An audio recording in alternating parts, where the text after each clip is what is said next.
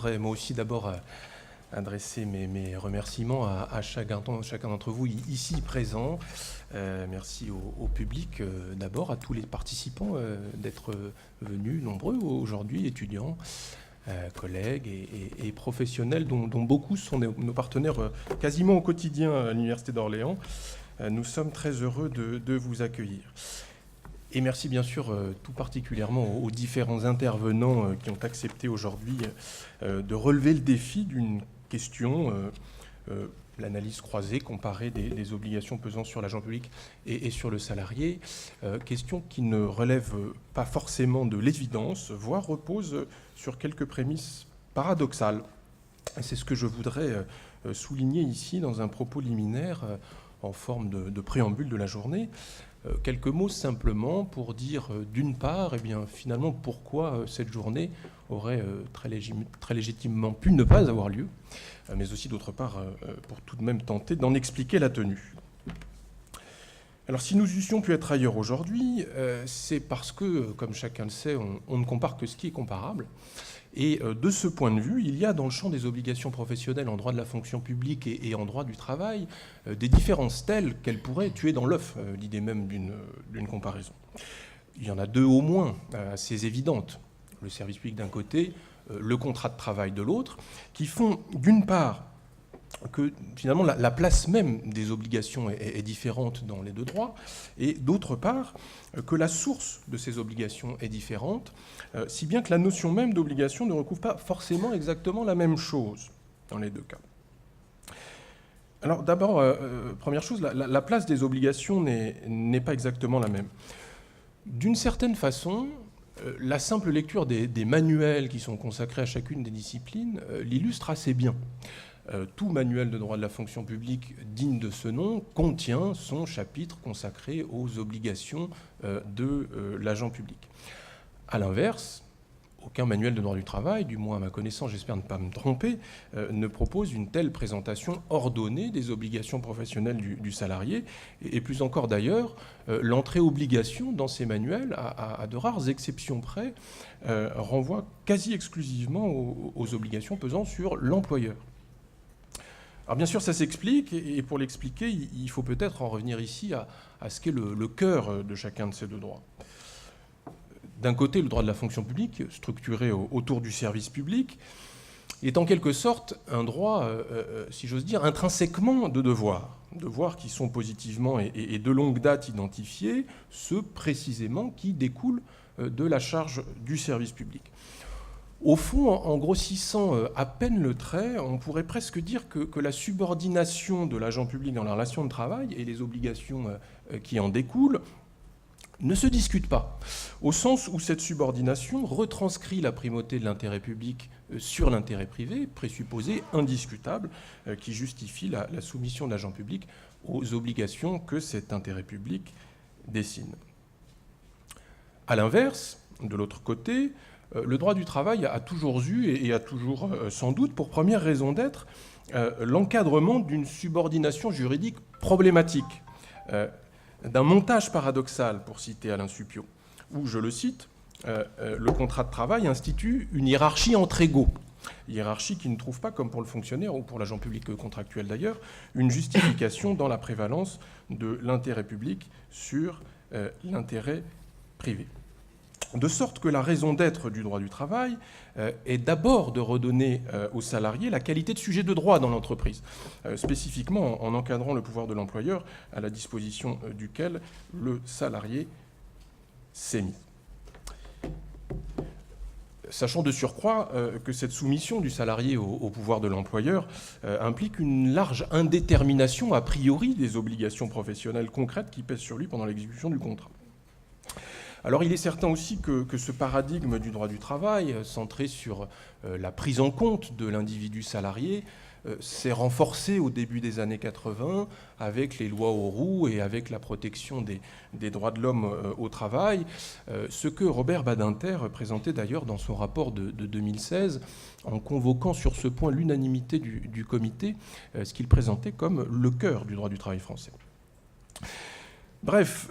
tout ceci explique entre autres que bien souvent, là où le juge administratif constatera le manquement, la méconnaissance par l'agent public de telle ou telle obligation, eh bien le juge judiciaire constatera plutôt chez le salarié un abus du droit d'exercer une liberté fondamentale, ou bien tout simplement, sans davantage de précision,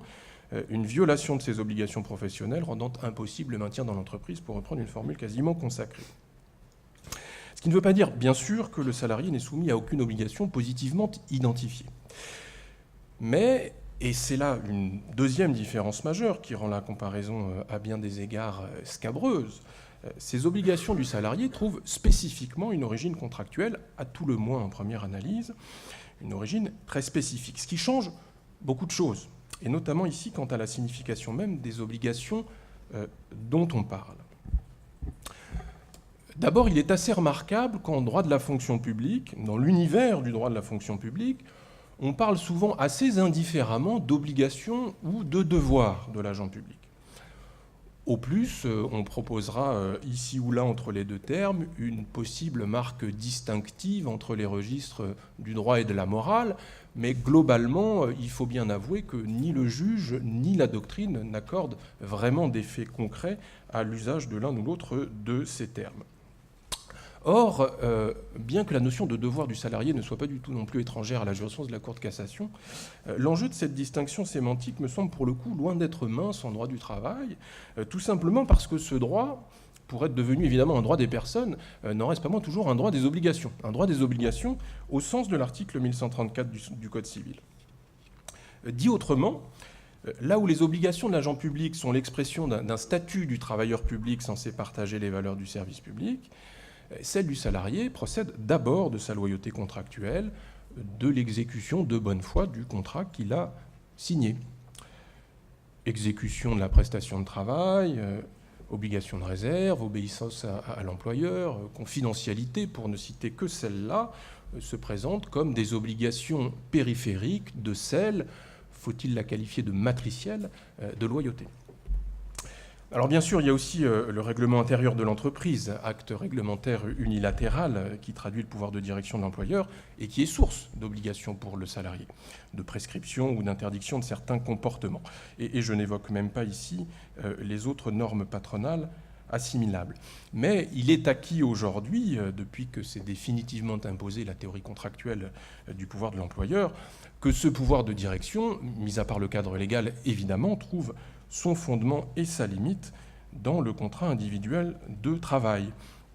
C'est ce qui explique notamment que le règlement intérieur ne saurait avoir pour effet d'incorporer au contrat de travail certaines obligations qui n'y figurent pas, mobilité, non-concurrence par exemple. Et c'est ce qui explique aussi que le salarié ne saurait être soumis au pouvoir disciplinaire de l'employeur en dehors, au-delà de son contrat de travail. La faute disciplinaire du salarié, la Cour de cassation est extrêmement claire, ne saurait être autre chose qu'une faute contractuelle. D'où cette différence fondamentale, du moins en première analyse, quant au champ d'application des obligations professionnelles respectives de l'agent public et du salarié. Là où pour le premier, l'intérêt général conduit en quelque sorte par principe à agréger les comportements de la vie privée à la sphère des obligations professionnelles, eh bien, c'est le principe inverse qui s'impose pour le salarié, puisque, sous quelques réserves, mais on verra peut-être qu'elles sont très décisives, les faits de la vie personnelle ne sauraient en principe justifier une sanction sur le terrain professionnel. Bref, entre déontologie du service public d'un côté et éthique contractuelle de l'autre, ce sont au premier abord deux mondes de logique juridique fort distinctes et difficilement comparables qui se dessinent. Et pourtant, si nous sommes réunis aujourd'hui, c'est parce qu'il y a des raisons de vouloir éprouver, voire interroger cette bipolarité du droit.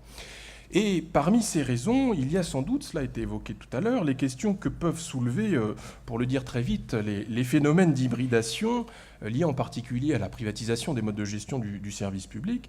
qui font qu'aujourd'hui, nombreux sont les salariés qui soit exercent des missions de service public, sans alors pouvoir échapper évidemment aux obligations que celui-ci impose, soit exercent tout simplement de simples activités d'intérêt général qui ne sont pas pour autant des activités de service public, ce qui peut amener à s'interroger sur l'existence d'une éventuelle déontologie du service de l'intérêt général. D'aucuns l'avaient d'ailleurs suggéré il y a quelques années. Alain Supiot, pour ne pas le citer à nouveau. Et puis parmi ces raisons, il y a aussi, et peut-être surtout,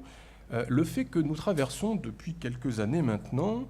ce que le vice-président du Conseil d'État, Jean-Marc Sauvé, a appelé un moment déontologique, ce que le professeur Didier Truchet a décrit, lui, comme un besoin de déontologie, besoin qui, en l'occurrence, s'exprime aussi bien dans la sphère publique que dans la sphère privée, aussi bien dans l'entreprise que dans la fonction publique. Alors chacune de ces évolutions, qui sont plus ou moins récentes, invite, me semble-t-il, à éprouver, voire interroger la spécificité des obligations respectives de l'agent public et du salarié, et par là même l'opposition publique-privée. Alors permettez-moi de l'envisager brièvement, en partant d'abord du cas de la fonction publique, puis de celui de l'entreprise. Concernant la fonction publique d'abord, la loi du 20 avril 2016, dite loi déontologie, est venue graver dans le marbre du statut général les différentes obligations de l'agent public censées caractériser les valeurs du service public et de l'action publique. Très clairement, il s'est agi à travers cette loi de redorer le mythe de l'intérêt général, de retrouver la confiance des citoyens en restaurant l'image de l'État, celle d'un État vertueux,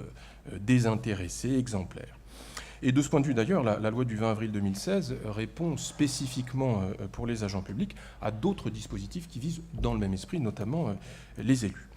Toujours est-il que, outre la création de nouveaux outils destinés à favoriser une véritable culture de la déontologie dans la fonction publique française, et on vous l'a dit, ce sera l'objet d'un second colloque ici même l'an prochain, la loi a en quelque sorte cristallisé l'idée que l'ensemble des obligations de l'agent public sont spécifiques au service public et à l'action publique.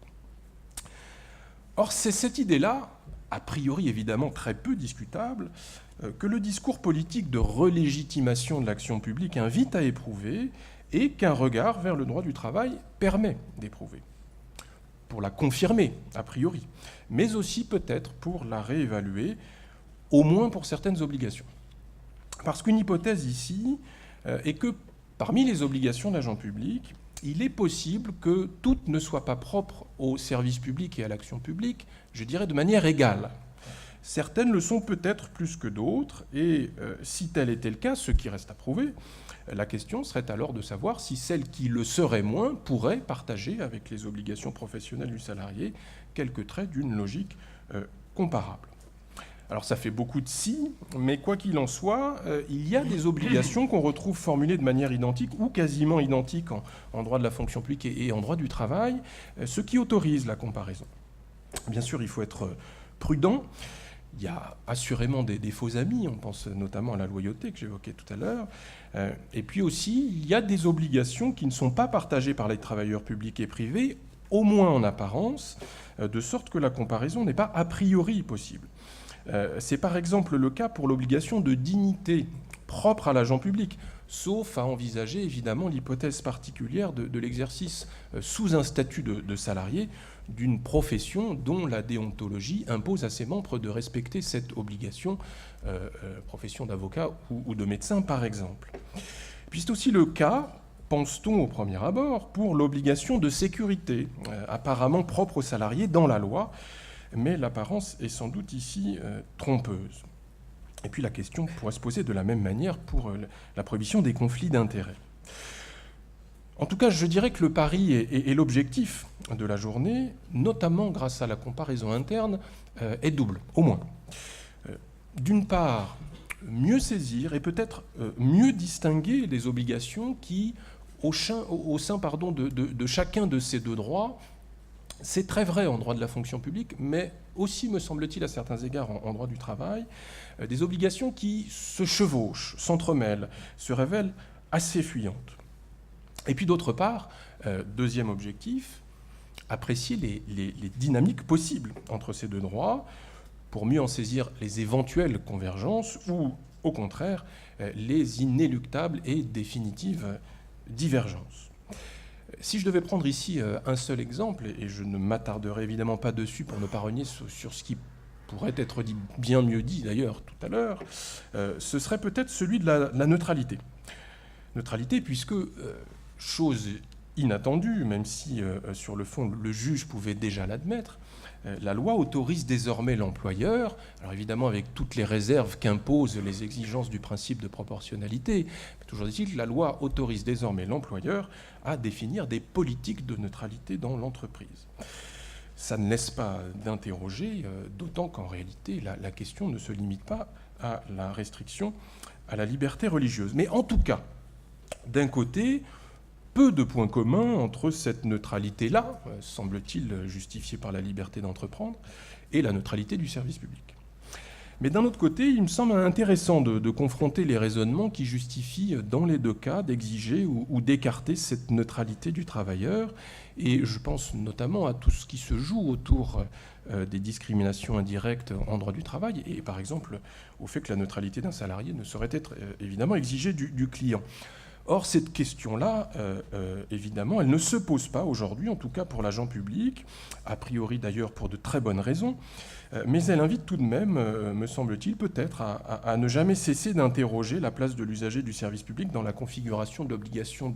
de neutralité. En tout cas, il me semble que la confrontation des solutions propres aux sphères privées et publiques n'est pas inutile. Si donc le moment déontologique que connaît la fonction publique provoque quelques questions, il en va de même de celui, d'une certaine façon bien plus ancien, de celui que connaît l'entreprise. D'un mot très brièvement, et pour clore ce propos liminaire, on constate depuis un certain nombre d'années maintenant le développement de ce que d'aucuns appellent volontiers une déontologie d'entreprise, même si le terme d'éthique semble plus largement partagé. Quoi qu'il en soit, la formulation de certain nombre de valeurs communes à l'entreprise, censées caractériser une certaine éthique, que celle-ci d'ailleurs soit réelle ou purement instrumentale, a nécessairement vocation à rejaillir sur le comportement attendu des salariés. De sorte que, notamment dans ce mouvement, a émergé une forme d'éthique professionnelle du salarié dont on peut se demander si elle ne déborde pas le cadre du contrat de travail, si elle ne génère pas des obligations professionnelles qui débordent le cadre de la seule loyauté contractuelle. Une éthique qui, dès lors, interroge peu ou prou l'idée d'un salarié vertueux, contraint par des valeurs collectives, dans comme parfois hors de l'entreprise. En tout cas, il me semble qu'une telle éthique professionnelle aux frontières du contrat de travail se manifeste à la fois dans la jurisprudence et dans la loi. Dans la jurisprudence d'abord, en particulier à travers la consécration de l'obligation de probité. Obligation de probité dont on peut se demander si elle ne flirte pas avec une logique institutionnelle où l'intérêt de l'entreprise à laquelle le salarié appartient jouerait finalement autant, si ce n'est plus, que les obligations nées de la relation contractuelle. De même qu'on peut se demander si, dans les deux cas particuliers dans lesquels un fait de la vie personnelle peut justifier un licenciement que j'évoquais tout à l'heure, on n'est pas là aussi dans une sorte de zone grise. Je fais référence ici, bien sûr, d'une part aux troubles objectifs dans l'entreprise, en tant qu'il peut justifier un licenciement non disciplinaire pour motif personnel, et d'autre part, au fait de la vie personnelle, rattachable à une obligation découlant du contrat de travail qui peut lui justifier une sanction disciplinaire. Quant aux manifestations législatives, outre l'obligation légale de sécurité, qui bien au-delà du contrat pèse sur le salarié en vertu du Code du travail, comment ne pas évoquer ici les récentes prescriptions de la loi Sapin II du 9 décembre 2016, qui, au nom de la lutte contre les manquements à la probité, je cite la loi, rendent obligatoire, du moins dans les grandes entreprises, la mise en place des fameux dispositifs de conformité. Autrement dit, des codes de conduite pour favoriser des comportements intègres. Code de conduite, et c'est cela en réalité qui est très nouveau, puisqu'en vérité la pratique était déjà très largement répandue, codes de conduite qui doivent désormais nécessairement être intégrés dans le règlement intérieur, de sorte qu'ils sont désormais nécessairement opposables aux salariés. Bref, si l'on ajoute encore le statut protecteur du lanceur d'alerte, au demeurant commun aux salariés et à l'agent public, depuis cette loi Sapin II, on voit poindre un salarié peu ou prou serviteur de l'intérêt général, ou peut-être serviteur de plusieurs formes d'intérêt général, de celui que définit et poursuit l'entreprise, au bénéfice de la communauté de travail, mais aussi de celui que définit et poursuit l'État, au bénéfice de la société tout entière. Il y a donc là aussi matière à questionner l'opposition publique-privée, question qui traversera donc, vous l'avez compris, en arrière-fond toute cette journée de colloque, et qui mieux que le professeur Jacques Caillos pouvait, sous cet angle, introduire notre colloque. Je voudrais le remercier très chaleureusement de nous faire l'honneur de sa présence aujourd'hui et d'avoir accepté d'introduire cette journée que, avant de lui céder la parole, je vous souhaite à toutes et à tous excellente. Je vous remercie.